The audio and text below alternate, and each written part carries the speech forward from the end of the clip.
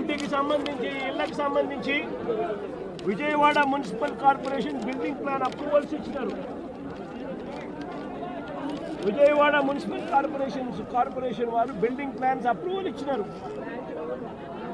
ఈ ఇంటికి అన్ని రకాల అనుమతులతో పాటు ప్లాన్ అప్రూవల్ చేసి విజయవాడ మున్సిపల్ కార్పొరేషన్ వాళ్ళు వీళ్ళు ఇల్లు కట్టుకుంటా ఉంటే ఇళ్ళకు కూడా ప్లాన్ అప్రూవల్స్ శాంక్షన్ చేసి స్టాంప్ వేస్తారు. మరోవైపున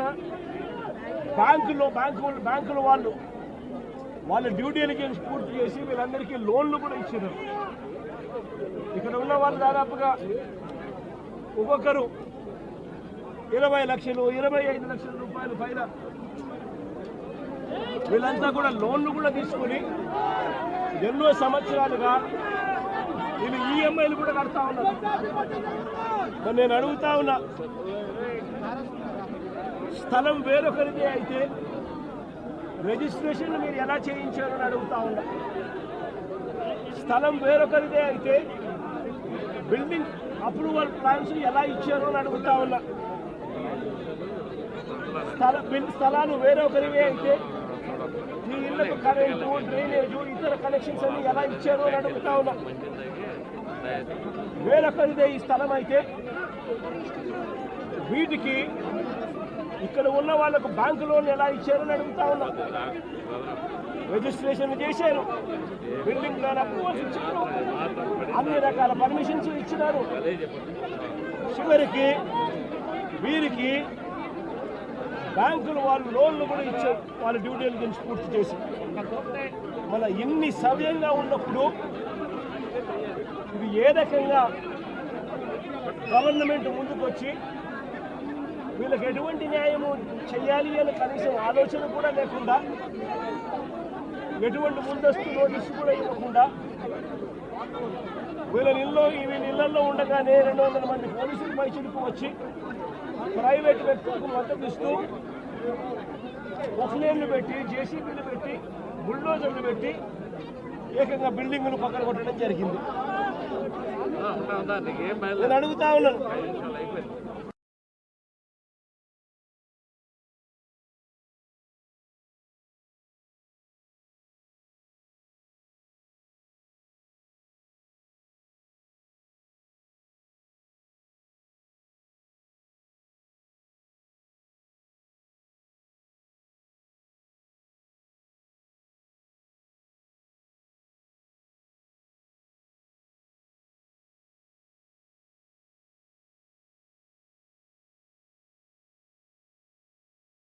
జరిగింది.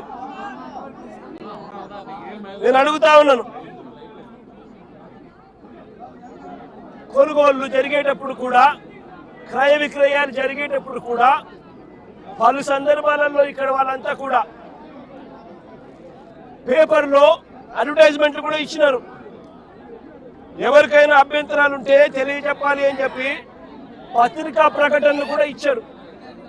పత్రికా ప్రకటనలు ఇచ్చినప్పుడు కూడా ఎవరు కూడా అభ్యంతరాలు ఎక్కడా కూడా వెలుబుచ్చలేదు.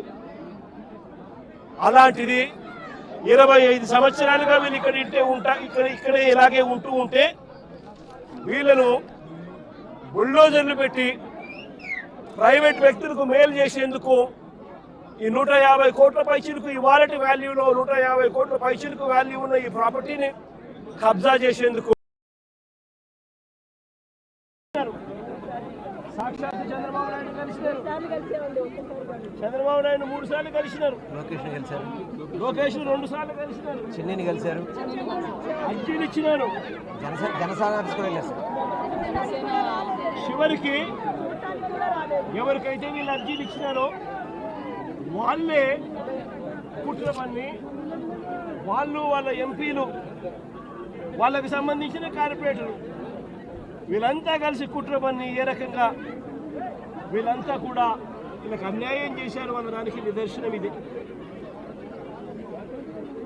నేను ఒకటే అడుగుతా ఉన్నా, అయ్యా చంద్రబాబు నాయుడు గారు, ఇక్కడే కాదు రాష్ట్ర వ్యాప్తంగా కూడా ఇదే మాదిరిగా కొనసాగుతూ ఉంది. రాష్ట్ర వ్యాప్తంగా కూడా అనేక చోట్ల ఎక్కడైనా చిన్న లిటిగేషన్లు ఎక్కడైనా ఉంటే డైరెక్ట్గా తెలుగుదేశం పార్టీకి సంబంధించిన నాయకులు ఎమ్మెల్యేలు ఇన్వాల్వ్ అయిపోతా ఉన్నారు. లిటిగేషన్ ఉన్న చోట వీళ్ళంతటి వీళ్ళే అడుగు పెట్టేసి ఆ ల్యాండ్ కబ్జా చేసేస్తా ఉన్నారు. కొన్ని చోట్ల వీళ్ళే లిటిగేషన్ క్రియేట్ చేస్తూ ఉన్నారు. వీళ్ళే నిషేధిత జాబితాలో ప్రాపర్టీస్ను బలవంతంగా పెట్టించేసేస్తున్నారు. వీళ్ళే లిటిగేషన్ క్రియేట్ చేసి వీళ్ళే కూడా కబ్జాలు చేసే కార్యక్రమాలు జరుగుతూ ఉన్నాయి.